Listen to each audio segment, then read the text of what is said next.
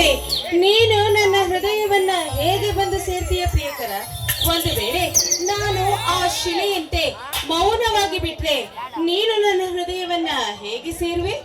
ಸವಿತಾ, ನೀನು ಶಿಲೆ ಆದ್ರೆ ಎಲ್ಲಾ ದೇವರಲ್ಲಿ ಸ್ವಾಗತಿಸಿ ನನ್ನ ಪ್ರೀತಿಯ ದೇವತೆಗೆ ಪ್ರಾಣವನ್ನು ಇಡುವಂತೆ ಬೇಡಿಕೊಳ್ಳುವೆ. ಮಾತನಾಡು ಶಿಲೆ, ಸಮುದ್ರದಲ್ಲಿ ತೇಲಿ ಬರುವೆ. ಕವಿಗಳ ಬಂದು ಹೊಂದೋಳೆ. ಸವಿತಾ, ನಮ್ಮಿಬ್ಬರ ಪ್ರೀತಿಗಾಗಿ ಬರೆದಿರೋ ಅನೇಕ ಕಾವ್ಯಗಳನ್ನು. ಪ್ರಿಯಕರ, ಹಾಗಾದ್ರೆ ನೀನು ನನ್ನ ಮೇಲೆ ಕಾವ್ಯ ಬರೆದಿರುವೆಯಾ?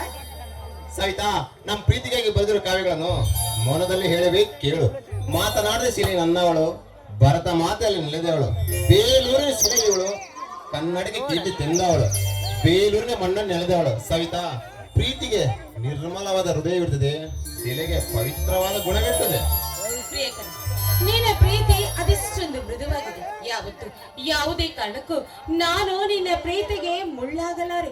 ಅಷ್ಟೇ ಇಲ್ಲ, ನೋಡು, ನನ್ನ ಜೀವದ ಕೊನೆ ಉಸಿರಿರುವ ತನಕ ನಾನು ನೀನಾಗಿ, ನೀನು ನಾನಾಗಿ, ನಾವಿಬ್ಬರು ನಮ್ಮ ಉಸಿರೊಳಗೆ ಒಂದಾಗಿ ಬದುಕಬೇಕೆನ್ನುವುದೇ ನನ್ನ ಆಸೆ.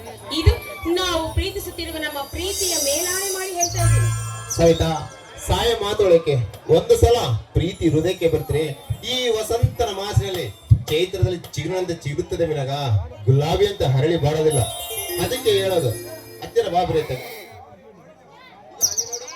ಈಗ ಅಲ್ಲಿ ನೋಡು, ನಾ ಇಬ್ರು ಮಾತಾಡುತ್ತಿರುವ ಮಾತುಗಳನ್ನು ಸ್ವಚ್ಛಂದವಾಗಿ ಕುಳಿತು ಆಲಿಸಿದ ಆ ಹಕ್ಕಿ ಪಕ್ಷಿಗಳನ್ನು.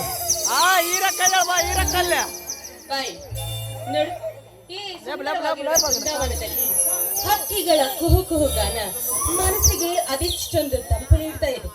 ಈ ಪ್ರಕೃತಿಯ ತಾಣ, ಈ ಪ್ರೇಮಿಗಳಿಗೆ ಸೃಷ್ಟಿಸಿರುವ ದೊಡ್ಡ ತಾಣ ಅಂತ ಆ ಕವಿಗಳು ಈ ಪ್ರಕೃತಿಯ ಮಡಿಲನ್ನ ಪ್ರೇಮ ಲೋಕಕ್ಕೆ ಸೃಷ್ಟಿ ಮಾಡಿ ಬರೆದಿದ್ದಾರೆ.